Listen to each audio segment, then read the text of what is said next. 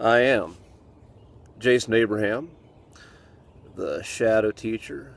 And just the other day, I was listening to a podcast, a favorite podcast of mine, and I went way back in time and listened to a very early episode of this particular podcast, as I'm always curious to look at where things came from and see the evolution of an artist, the evolution of someone on their path to becoming. And something grabbed my attention on this particular episode. It was about 5, 6 years old. This particular artist was frustrated at that point in his career. He was grinding out the reps. This is a comedian, and he was frustrated that he was not getting the fruits at this point in his career, and was getting a lot of criticism for being a dirty comedian. And so at the end of his podcast, he played this rap song, which was, I guess, pretty big at the time. I'm pretty out of it when it comes to popular culture, and especially this kind of music. It's not my thing. And there's a song called Molly Cyrus by Stitches. And it was one of the most abrasive, dumb, obnoxious things I've ever heard, but hilarious at the same time.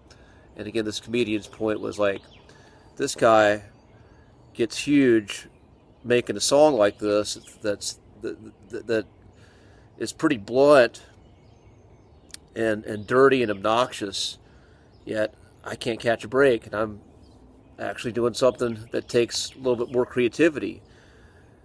But that song had something to it. As dumb as I listen to this thing, I'm thinking, like, this is just utterly retarded. And it hit me hard enough that I was curious to go back and listen to it, because I couldn't believe it was real. And all it took was like one listen to this song all the way through, and I couldn't get the fucking thing out of my head. Now, I'm not going to recite the lyrics for you on this channel, but the lyrics are very repetitive. He rhymes the same word with the same word. It's not poetic at all, but it's blunt, it's in your face, and it's delivered with the utmost confidence. And the rhythm of it, the rhythm and the delivery are such that you can't get it out of your head. And I was thinking, man, if only I could do a mantra that's stuck like this. Because this takes no effort with this particular rap song. It's something I don't really want to think about, but yet it's right there in my head over and over again. And a lot of pop music is engineered. Like when I work at the gym, there'll be terrible songs that are just so repetitive in the way they're put together, they stay in my head, and I have to detox from these repetitive, hypnotic songs. And again, this is intentionally done. This is part of the brainwashing of this kind of stuff. But ultimately, my point being is that is what a mantra is. A mantra is programming. It is self-hypnosis.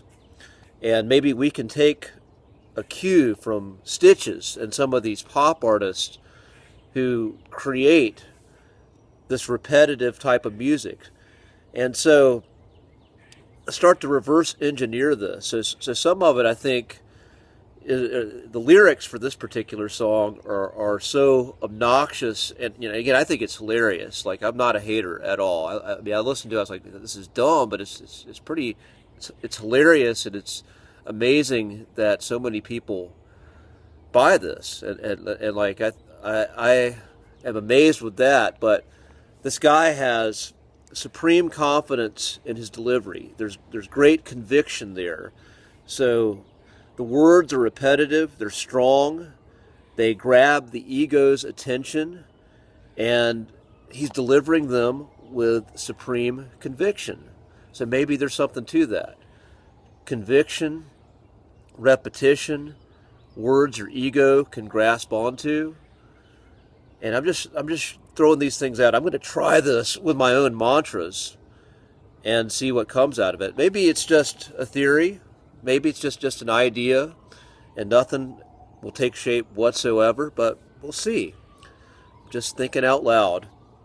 But those are the big things. Repetitive phrasing, supreme confidence, conviction in the delivery of the words. Words that the ego can easily grasp and remembers and sticks to. This song made me laugh. It got me to laugh. It evoked laughter from me. And maybe if I can come up with a mantra that has all these components and I start to laugh about it, and then it just sticks and sticks. I mean, that's essentially all this is. We're making some nursery rhymes for adults. So I'm going to end this transmission. Maybe you can glean some wisdom from the great poet that is Stitches, the great sage that is Stitches, that has gifted the world with the artistic masterpiece of Molly, Cyrus. And maybe by reverse engineering this process, you too can create something of great meaning and shine that light out into the world. Just be strong, be well, and I will see you on the other side, my friends.